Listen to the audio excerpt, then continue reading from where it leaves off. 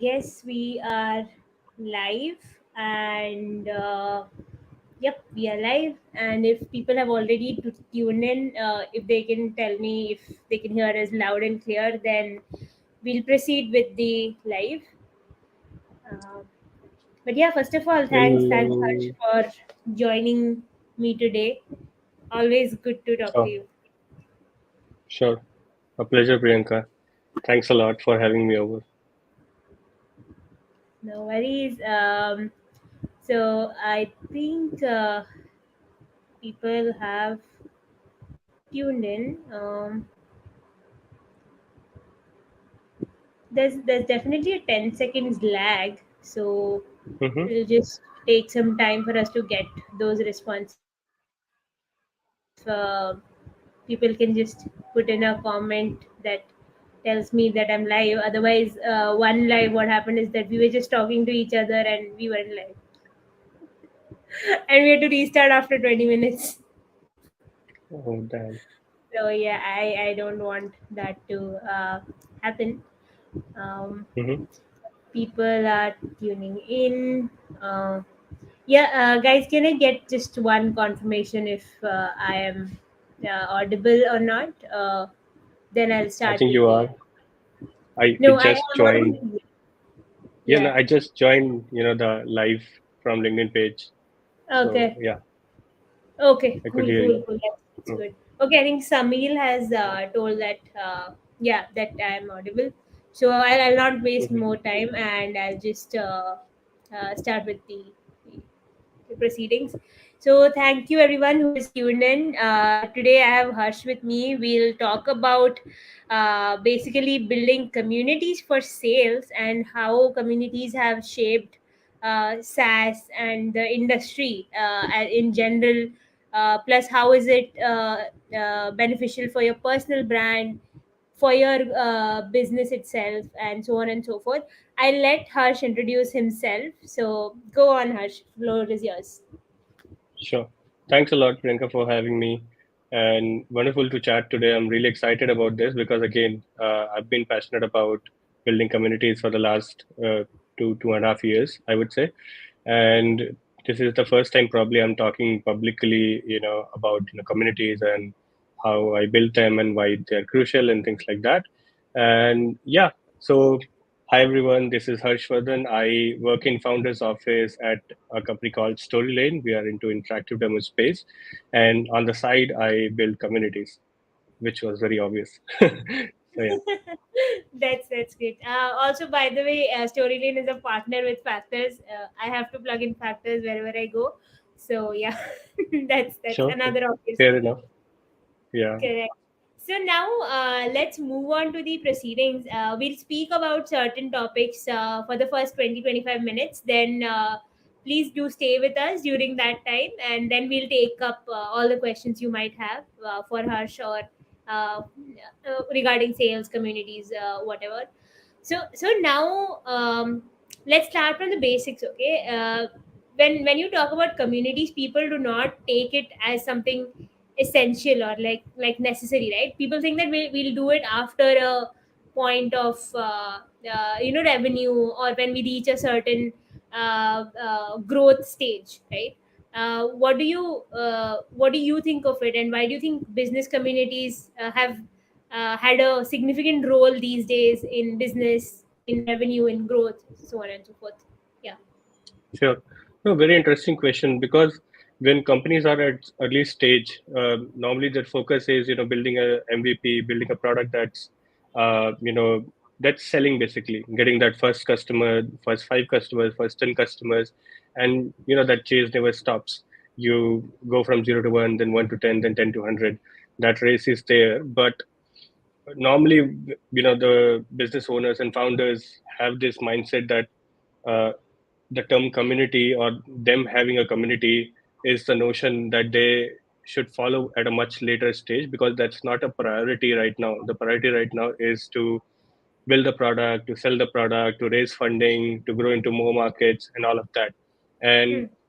but I do not agree with that, because it makes much more sense if you are an early stage company to build a product that's recommended in inner circles, that's supported by your users, uh, that's advertised for free because you don't have a lot of money, cash, bandwidth in when you're in early stage.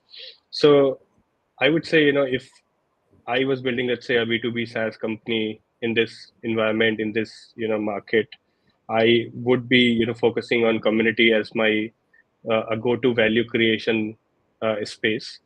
Uh, because I would want to wow one customer or one prospect, or because again, founders sell to their inner circle first. They get their Correct. friends and family and old Relate. colleagues, bosses to, yeah, Yeah. to try that product, to give feedback, and then continue with developing from it. The initial social proof is built from inner circles. So why not keep that inner circle pretty happy, get them together in one place, and build a community out of it which will grow. And these people who have joined early will kind of somehow become the community OGs or the leaders, where they will feel proud. For example, people who started using Notion in its super early days are Hmm. really the OGs of today, who other people look for, let's say, Notion templates, or having Notion installed. Even Notion advisory is something which we are seeing these days. Like, people have become Notion advisors. Like, they'll help you set up Notion in your own workspace and guide you from the templates and all. So Notion did recognize them. There's this guy called Ben Lang. He's the head of community at Notion, and these are products which kind of were built through the community for the community, and there was much less sales done, I would say. I read an interesting fact. I think even up to $1 million of revenue, Notion was a pretty lean team. I think 10 or 11 people team, which was Yeah. mind blowing because uh, I imagine nobody can have that much of a growth with just having 10 people who are developing the product and doing all of that. Yeah. So I think, yeah, community is very necessary in today's terms. And yeah, I think that answers your question. Right, right. So now going forward to what impact do they create, right? You can contextualize it according to your Hmm. situation. So you are a salesperson, right? The impact communities have for you will be very different for a marketer, right? So if you can shed some light on all these aspects of what Sure. communities actually do for the people who have created it. Yeah. Sure. So I think I'll just uh, take it back like a couple thousand years when we were in Stone Age. So people, when people, Stone Age people, when they decided that they had to survive, they figured out a way that they had to live in communities, because they had to take care of each other, protect themselves from dangerous animals, provide shelter for each other, and all of that. Women formed their own community, men formed their own community, hunter became hunter and gatherers. And biologically speaking, even though the evaluation has happened a lot, we at the core, we are very social animals. We want to live within communities. We want to find our tribe, as the Gen Z definition is. So we want to hang out where our tribe is. And talking about impact, I would say uh, it helps in a lot of different areas. One could be, let's say, networking, which is very obvious. You want to meet a lot of people, meet a lot of new people who are relevant and in your niche, who understand your day-to-day challenges, who understand your insider jokes, who understand what pain or success you might be going through. They are there to celebrate. So sometimes these unknown strangers come together and become very familiar. Like, for example, even if you look at the comment section, 4 or 5 of the people who are saying yes or yay, happy to join, these all are from the community that I started. And I didn't ask them to be here, but they are here because they wanted to be here, because they feel a connection, right? So I think that's the kind of impact a community creates. People start seeing each other as in a brotherhood or a sisterhood. So networking, personal growth, where a person understands a certain topic from few different lights. Like, they had their own mindset about, let's say, how a salesperson grows their career.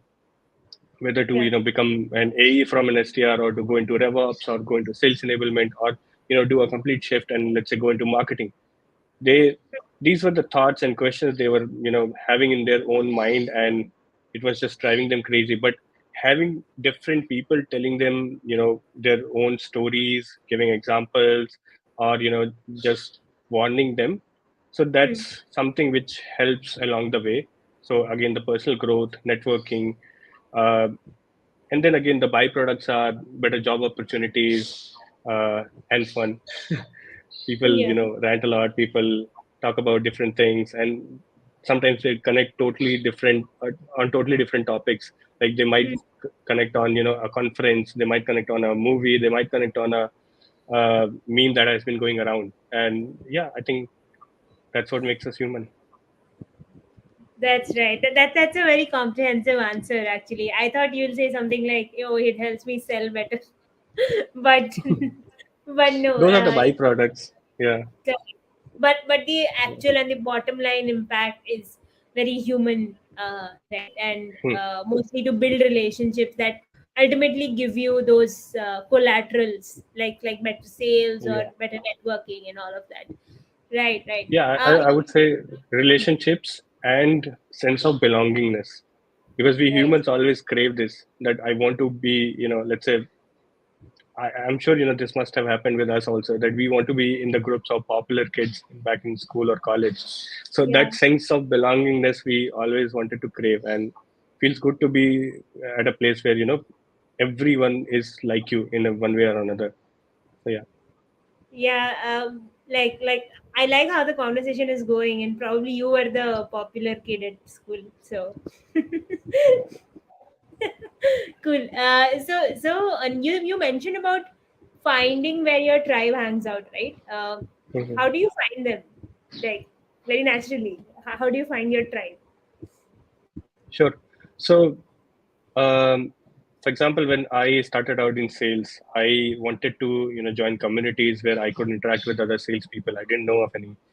I started again naturally googling it.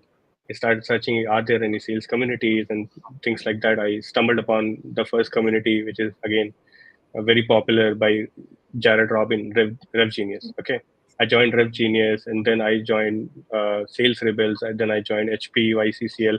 Then I went on a spree of joining communities because I wanted to see what different flavors these different communities are bringing. Even though all of them are in sales, how are they different from each other? How are the people different? How are the tone of conversation is different? What kind of opportunities probably maximize my chances. Let's say if I was looking for a job switch, if I was active in more communities, that was the mindset I had, would give me much more boost. It is true, Yeah. but it's not also true. I mean, having more of something just feels good, that we have that abundance mindset. Like, again, going back to hunter gatherers, we need to have a lot of food, so that if we don't get food in one day, we still survive. So we have that abundance mindset, but that also creates noise. You And that is what is happening with all those communities. And I asked this, there was this webinar happening with Jared Robin himself. I asked this question to Jared Robin, that how do you maintain the quality of conversation versus scale. And he gave a pretty good answer. And I also see all these huge communities struggling into that. But coming back Hmm. to the question, which was like, how do you find it? You find it through again, your natural super search engine, which is Google. You find it through people recommending it. The communities usually grow by word of mouth. I mean, I keep getting requests like, I want to add my friend, I want to add my colleague in this community, give me the link, something like that. People see some post on LinkedIn where my friend has recommended, where somebody has given a shout out, they really like being there. And that's how I think you find it. And even in this, there is an inbound and outbound effort that could be done.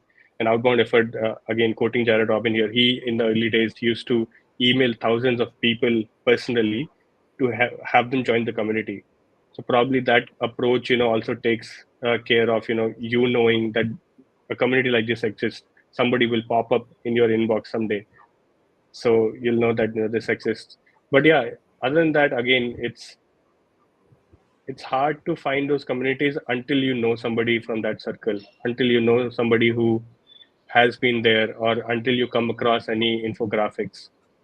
Hmm. So yeah, that's the easiest way of discoverability. Right. Right. So Hmm. Harsh, you run two communities, right? If you can name both Hmm. of them. Sure.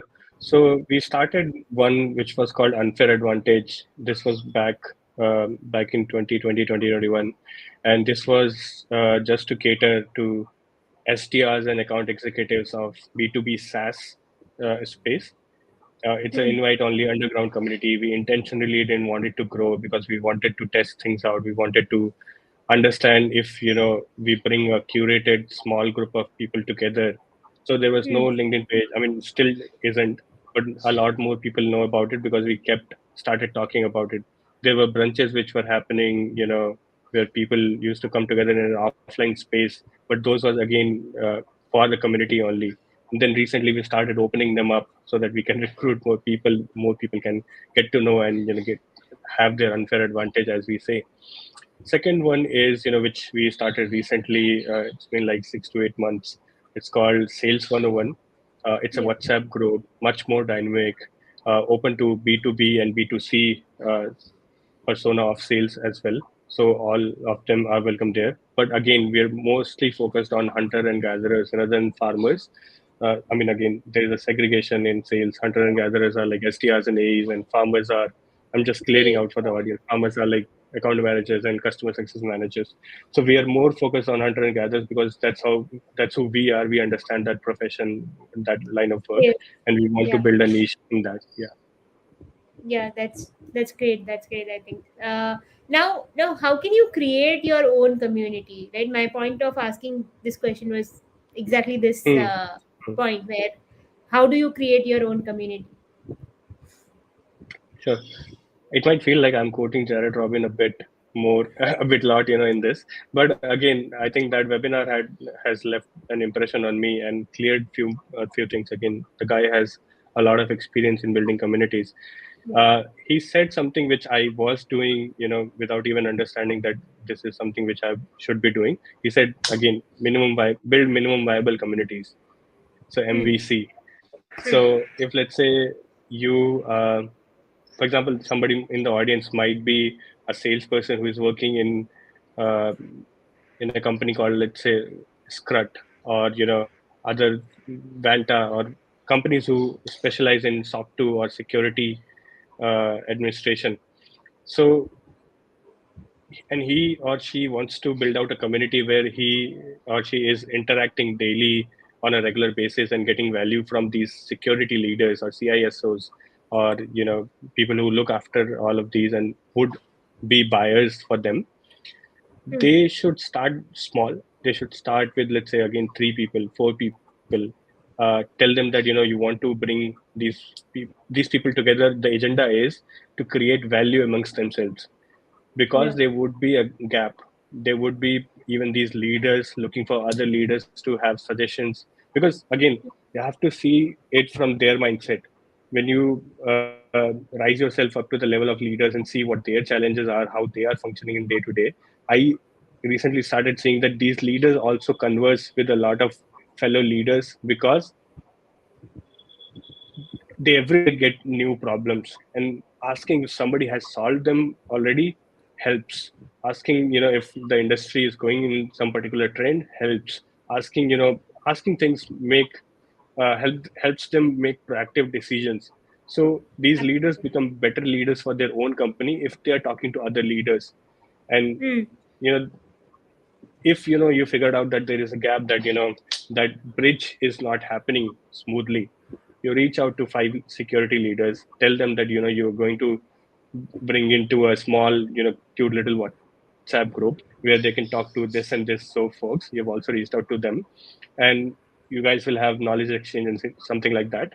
So let's see how people are reacting to it. If there's actually a need that people do want to come together and understand challenges together, solve things together, exchange learnings, or even get benefit, Hmm. like finding, even the leaders find better job opportunities, right? They're also changing jobs. uh, so I'm just giving a hypothetical example, but if you had to build a community of your interest, your needs, community building is hard. You can only build it uh, where you are truly passionate about. You have the knowledge of that, line. For example, I cannot build a community of doctors. I don't know anything about it. uh, I mean, probably I can, because again I understand the basic framework, but I won't be adding much value from my side. And initially that value outpour is needed for people to be in that space. Because if, let's say, I started a community and I just went silent, like, guys, engage, it just doesn't happen. You have to drive that engagement. As soon as somebody asks a question, you have to be there to answer that. Somebody is asking for a resource, an intro, you arrange that. You do it all for free. You do it all in spite of, nobody asked you, they asked the whole forum, because you want them to feel valued, because you want them to feel that there is a value in the group. They are respected here. They are somebody is working for them. And then slowly it builds a momentum that other people also start to chime in and, help. And that's when the community kind of goes on an autopilot mode. So yeah, Right. if you want to build your own community, just start small, figure out a niche where you are interested and also have the expertise in, you're passionate about, and then yeah, just add value. Right, right. I think that was a great answer, and totally I agree. Community building is quite hard, and I think it's very hard to be available all the time as well, right? How do you manage that aspect? Do you have partners who do that with you, or I'm sure it must be a group effort as well. Sure. For example, if you talk about unfair advantage, there have been people who joined early. As I was talking to you about that Notion example, people who join a community early and are active throughout that, they kind of Yeah. become your co-partners and, partners in crime, where they kind of start taking off some responsibility of you and start evangelizing about the community, managing things, answering questions. So yes, there are people. I mean, if you'd like me to name drop, I am happy to do so. I mean, there's Sure. Astha, there's Sridhar. Yeah, there's Sridhar, there's Prakash Raj, there's Vamsi. Uh, Now I have to name them all because whoever I miss will, just bite me.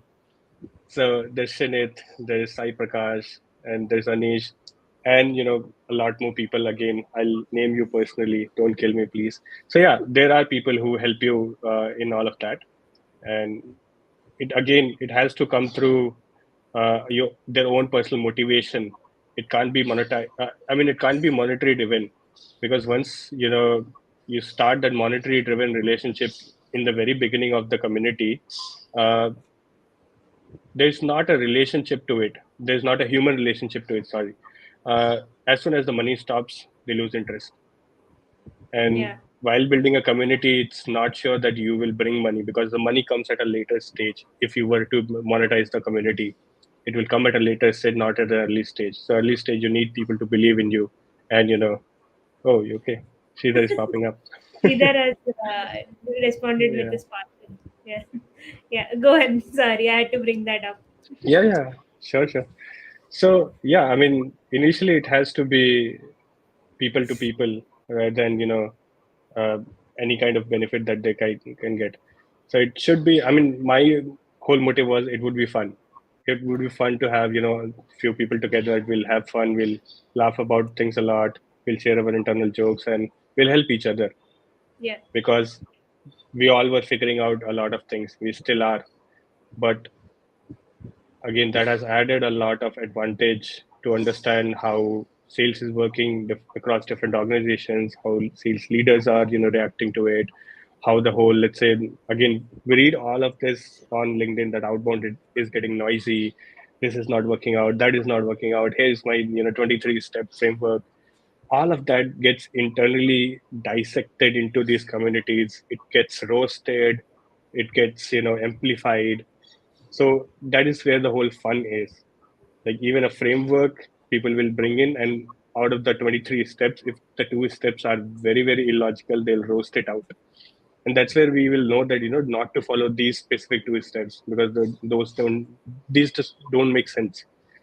And again, at the end, it becomes a hiring portal where people get better opportunities super quickly, super easily. Again, an added unfair advantage. Right, right, right. Nice, nice, nice answer. Just one thing for the audience, you can start Mm. asking your questions on the comments. I have a couple of more questions. Then I'll wrap up from my side, and we'll take the questions. So now coming to the next part, right?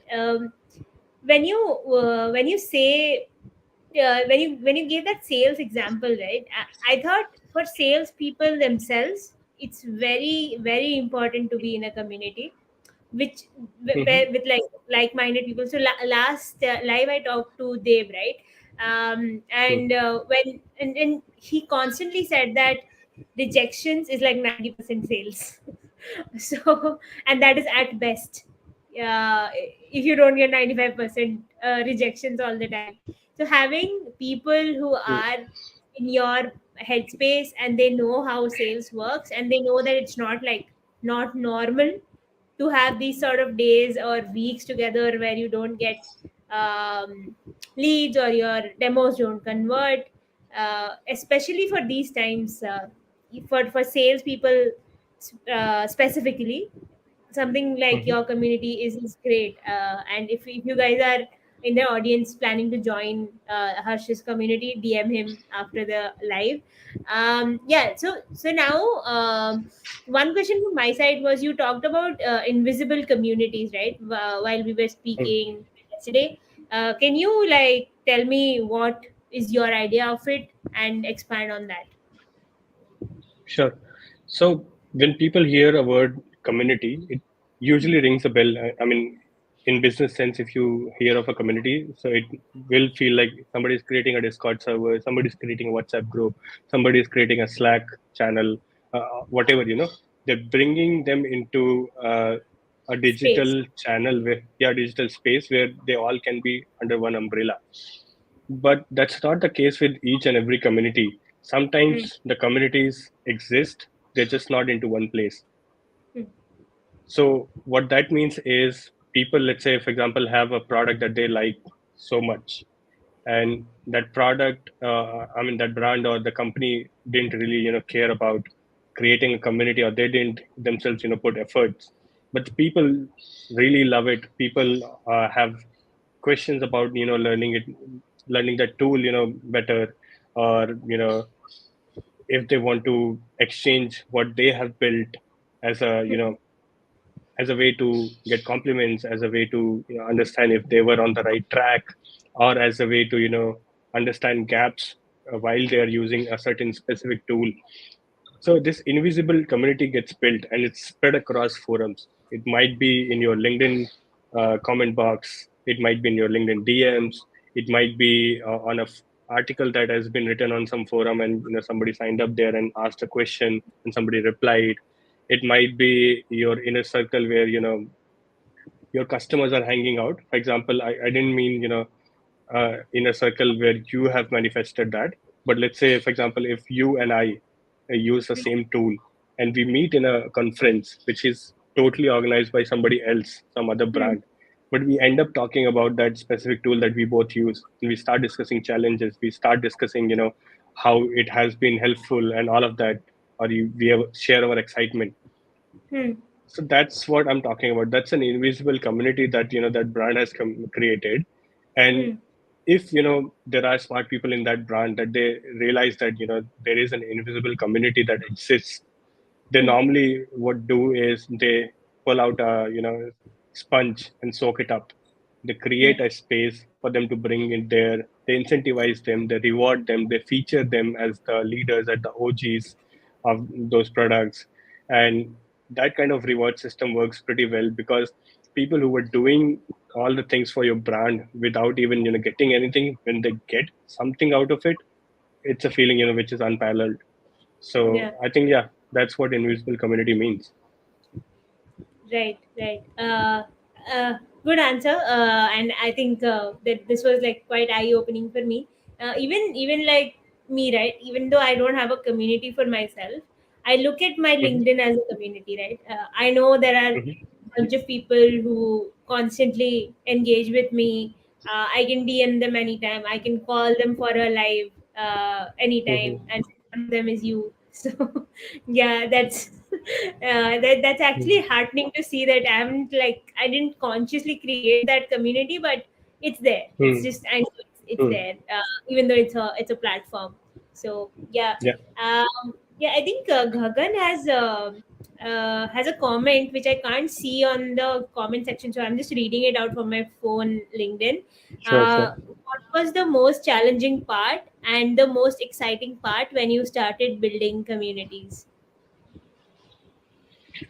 Most challenging part is to, when you're starting building communities, I would say uh, creating engagement.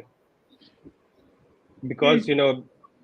see, I also wanted to, I mean, we'll put a pin on this and we'll talk about it, how a personal brand helps you build a community. Hmm. We'll talk about that. But, taking a learning out of it, like my personal brand was helping me get people in a space. Like I would tell you, hey, bro, you should be on this community I'm creating. I'm bringing people together. They'll Yeah. agree because they know me from somewhere and somewhere because of the personal brand. But after bringing them, the motivation necessarily fades away. They just don't know what to do. They need an orchestrator. They need a conductor to conduct things. So that's where you have to take charge and you have to uh, become something for them, which kind of sets the tone of the whole community. And I think the major challenge there also is understanding each and everybody, the early members that you bring in, if Hmm. they have a common personality, if very common personality, very common interests and motivations in life, it becomes super easy to for you to orchestrate things because they all are aligning onto a common objective. But if Hmm. that's not the case, you have to know that what are the challenges. Let's say, for example, the 10 people I brought in my community for the first time, I would know that they do this in this job, they work in this company, they face this and this challenge, they have been talking to me about this and this, and probably this or this would help them. I have it Hmm. all mapped out in my head, and this is for all 10 people. And then I'll start seeing, start connecting the dots. Let's say, for example, A person can help the B person in something. I'll just Hmm. connect the dots right in front of the community so that the community actually sees that there is a value getting built. And the A person and the B person are also very happy because they got to, solve each other's problem through this bridge. And Hmm. then when that aura is established, you kind of start replicating it. Another 10 people that you add, you know about them. Another 50 that you add, you know about them. And yeah, sure enough, soon as you grow, uh, it's not humanly possible to know each and everybody and everybody's challenges. But till then, you have added few good enough people who again become mini orchestrators for you, as I was talking before. So they Yeah. know somebody's challenges, they start connecting to people. That's where the magic unfolds. Right. Right. Yeah, I think this should answer your question, Gagan. I don't see. I see Harsha's question, but Hmm. I don't understand how is it related to the point of talking. Maybe we can skip that. But if there are any other questions, feel free to put it on the comments. I had like one more question in follow up Sure. to what you have spoken right now. So your personal brand helping you in making communities, right? Hmm. When you started, when did you actually start thinking of building a personal brand, and why was it important to you at that point of time that led you to carrying out communities or building communities, so on and so forth? Hmm. So it's like a throwback into my past. If Netflix all anytime agrees to make a documentary on it, I'm happy to provide the script. But yeah, interestingly enough, when I started as an SDR, I came from engineering background. I didn't even know that there were email patterns like first name dot last name at the rate company.com, something like that. I didn't know. I just didn't know that this was the case. I didn't know that we can find emails for other people, phone numbers, let alone call them or email them. I just wasn't sure what was going to happen when I will join sales. I just knew that I am good at talking to people. I am good at convincing them. But that just was not cutting it, because let's say if you are connecting with this relevant stakeholders on LinkedIn, and I started my job selling to enterprises, CXOs, and all of that. And when you are talking to the thought leadership itself, you have to come across as somebody who is valuable enough to talk. You have to come across who knows what they're selling, who knows their challenges, talks about that. They see that on their feed, they interact with that. You interact with their feed, and you pose questions which makes them even wonder that in my Mm. last 20 years I've been learning things, and this is something new that he has asked, or there's a different perspective. So when you start doing that, Yeah. people start taking it seriously. So I think that's what hit me, that I had to build a personal brand because I wanted to hit my quota. So that's where the thing started, and then soon enough I started realizing other benefits of it, which was Mm.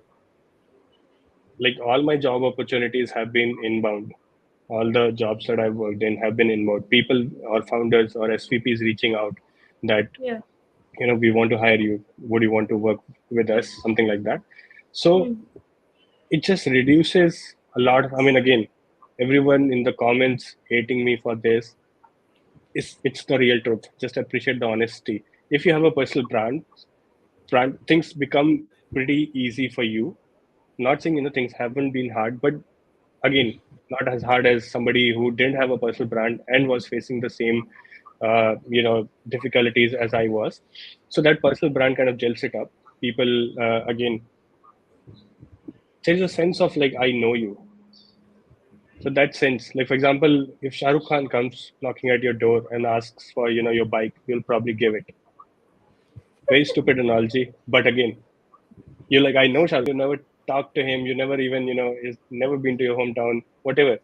But if in the middle of the night he comes and asks for your bike, you won't hesitate. You'll give it away just because you know that you know him. Of How? course. Yeah. Because there was a personal brand behind it.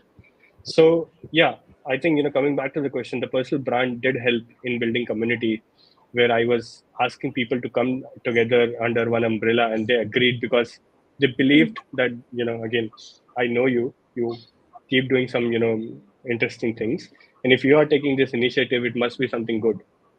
Yeah. So that's how the initial members came across. Right. Right. Yeah. Understood.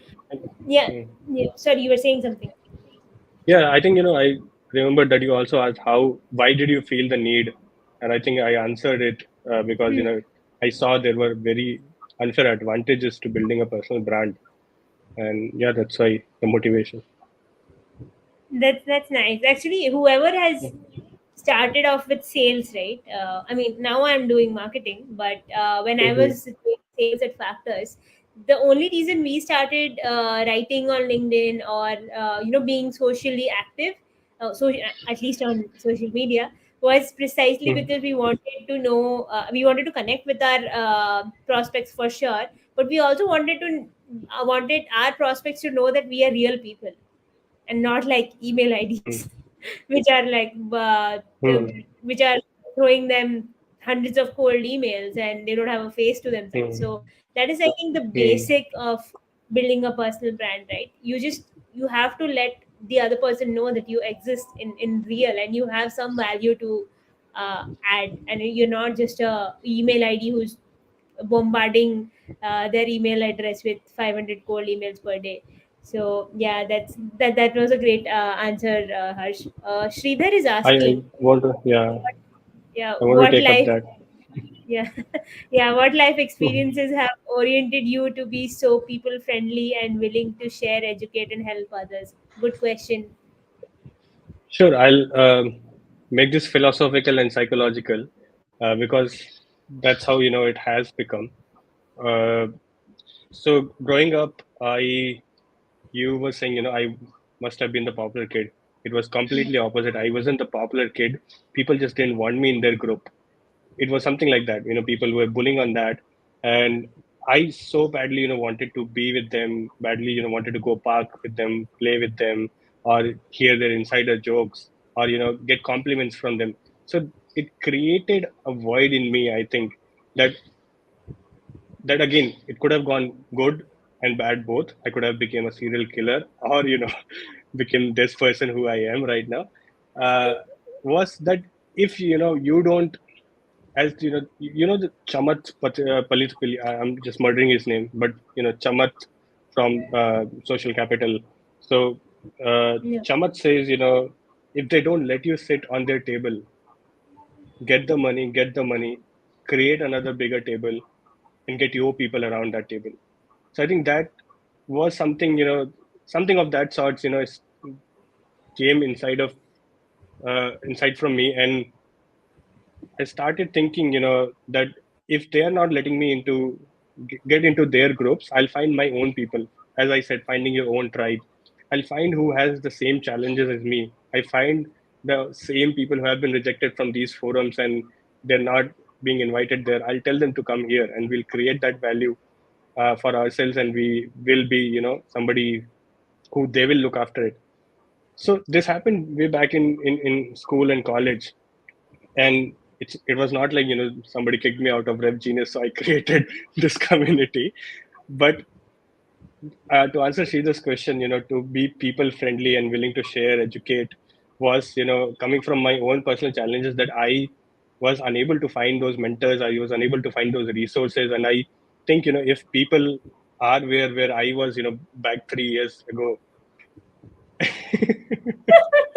Yeah, of course. We are now giving plots to Netflix. Yeah. So if Tag people are Netflix. there where I was, yep. Yep. Yeah, yeah, So sorry, yeah, go I on. mean, yes, sure, sure.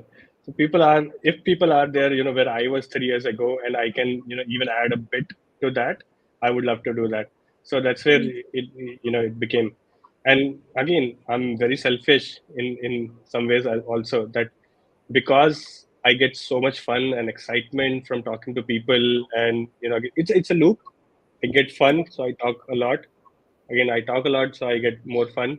So I get fun, I get opportunities, I get compliments, and so the childhood traumas and insecurities get solved.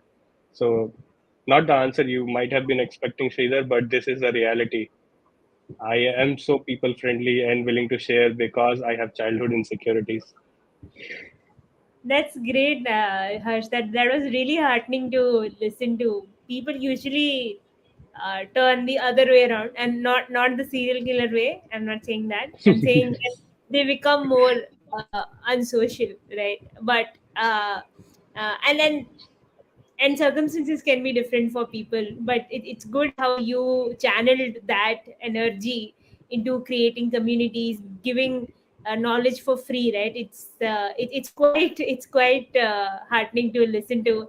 And people who have missed this part on the live have missed out on a very great stories which No worries. could have. We'll release a clip. Yeah, I'll cut it. I'll cut it for sure. Yeah, I'm in the process of cutting 8 more lives that I've done.